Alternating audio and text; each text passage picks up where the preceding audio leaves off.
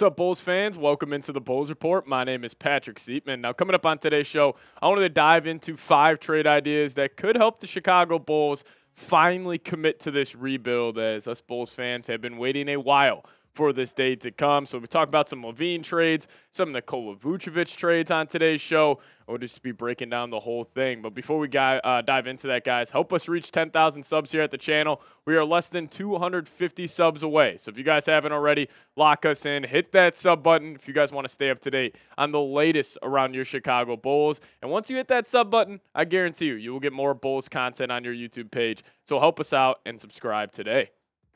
But my favorite trade idea for Zach LaVine, and this is the one where I think it's the most likely, either the Spurs or the Lakers. But we broke down this trade idea on the channel a couple days ago, and honestly, I love this for Chicago. You are receiving Keldon Johnson and Zach Collins, and you will be able to move off Zach LaVine. You will have to attach a first-round pick via the Portland Trailblazers, in my opinion, and then 2 second-round picks that you did get in the DeMar DeRozan sign and trade to the Sacramento Kings. But I love Keldon Johnson as a player, still 25 years old, really physical player, still hasn't even come close to his peak, in my opinion, in the NBA, but he can get it done from all 3 levels offensively. He can really put some pressure on the rim. And again, physical basketball player, and he would just add another piece, to this young wing core for the Chicago Bulls with Buzelis, Patrick Williams, Dalen Terry, and Julian Phillips. But in terms of LaVine heading to the San Antonio Spurs here, I like this deal for the Spurs. Now, I think the Spurs are kind of playing the long game here with Victor Wembanyama. I think they're viewing their championship window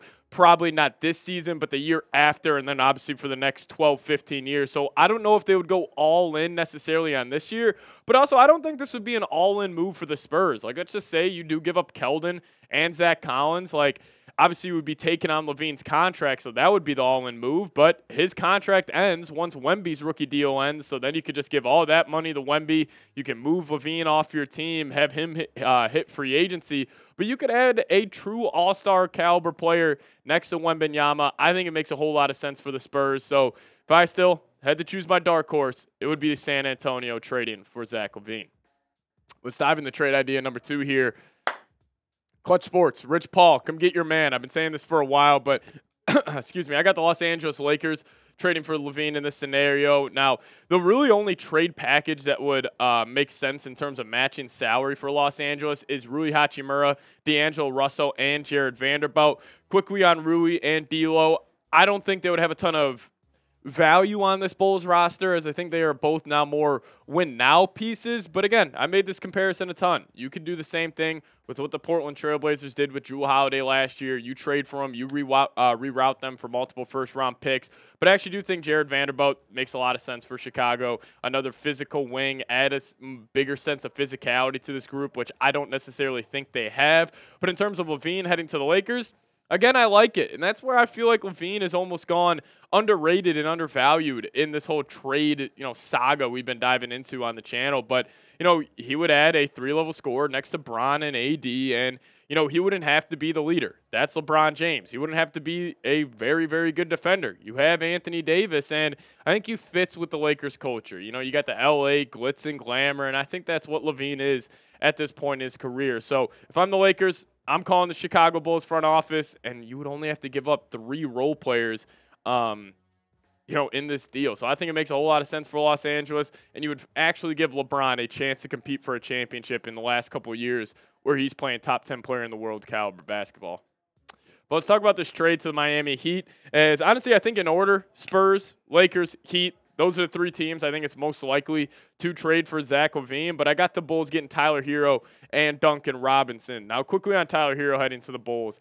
I think adding spacing to this roster is key, and Tyler Hero does that. He's a great 3-point shooter. He can score with the ball in his hands. He can play off ball at a very high level, and I think in terms of like these very physical wings and these rim pressuring wings that the Bulls have right now, adding a guy like Tyler Hero would be huge because it opens up the floor more. It allows these guys to just have bigger driving lanes, and I think that could help spark a lot of this development. And plus a guy like Duncan Robinson, you get him as well. It's just more spacing out there on the floor. But I do think the Heat, you got to think about that. This from their perspective, they are going to want to go all in on one of these 3-level scoring guards eventually, and I think LaVine might be perfect in their price point where they wouldn't have to give up a lot. You just give up Hero and Robinson, and then the Heat can roll out Terry Rozier, Jimmy Butler, LaVine, Jaime Jaquez, Nikola Jovic, like Bam Adebayo, obviously. And that's a pretty good starting five. Could that compete in the Eastern Conference? Maybe, but combine that with Heat culture, Eric Spoelstra,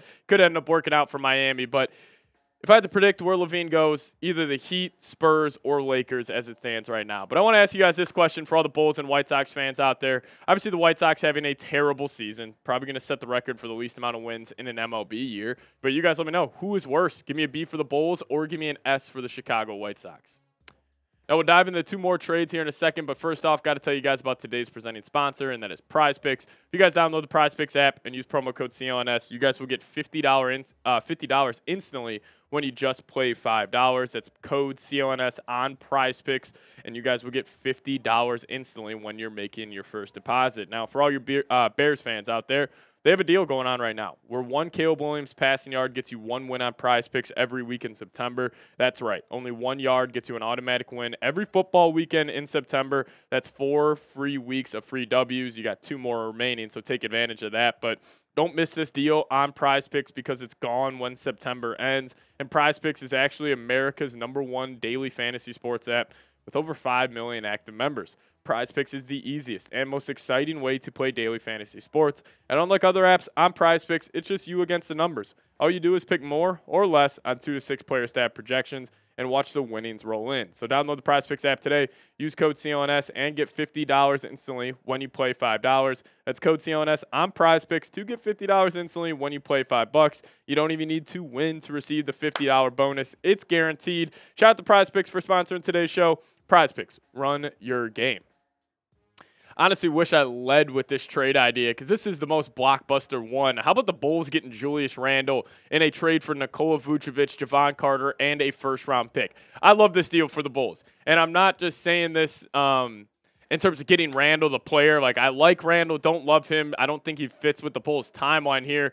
But Randle, I think you would actually add some veteran leadership. Like, if the Bulls want to view him as kind of like a DeMar DeRozan gap guy, I wouldn't hate it, but also this could be a move. You trade for Randle, then you ship him off the next year's NBA trade deadline. But the main reason why I like this trade for the Bulls is because you're moving off Vooch. Honestly, I wish the Bulls could cut Vooch, and honestly, I probably would cut Vooch and just eat the $40 million. I just think he has no reason to be on this team anymore. You have Jalen Smith, give him the touches, have him develop, and plus, Vooch, even though he drives me crazy, he still contributes, I don't want to say he contributes to winning games, but he kind of does. I kind of caught myself right there. I did not want to show Vooch too much love, but point being, if you cut Vooch, you're able to lose more games, hypothetically, and then you could give yourself a better chance at getting a top pick next year in the NBA draft. But if you could somehow move Vooch to the New York Knicks, I'm doing it in a heartbeat. And plus, you would be able to get Randle, who I think you get some more draft capital for if you flip him. But this is another blockbuster one. Talked about this on the show once. This was thrown out there by Bleacher Report, but it's just a straight-up swap. Jalen Green for Kobe White. Now, from the Rockets' perspective, they're saying Kobe White's a more win-now player as he's already developed more in his NBA career. And, the Rockets obviously have a need for a scoring guard. But from the Bulls side of things, I actually wouldn't hate it. I would hate giving up Kobe White, obviously, but if you get a guy like Jalen Green, man, who's a very athletic wing, I think he's got more potential in the league than Kobe White, as obviously just 2s and 3s are more valuable than point guards, in my opinion. But, Jalen Green, great athlete, can shoot the ball decently well, and he actually was on a tear during the last, I think it was about 2 months of the season last year, specifically when the Rockets went on a little bit of a winning streak. But if this is a move that goes down during trade deadline day, I'm sure Bulls fans would be throwing fits, but you would be taking a chance on a very, very explosive wing in Jalen Green. But hey, if you guys made it to the end of today's show, give me a me down below in the comment section. Appreciate you guys tuning in. Dog days of the offseason, so anytime you guys are watching during these, I just appreciate it a little more. But also, if you guys want to give me a follow on Twitter, that's a handle right there. Tweeting about the Bulls all off season long leading up to the regular season. So give me a follow over there. See you guys next time. Go Bulls.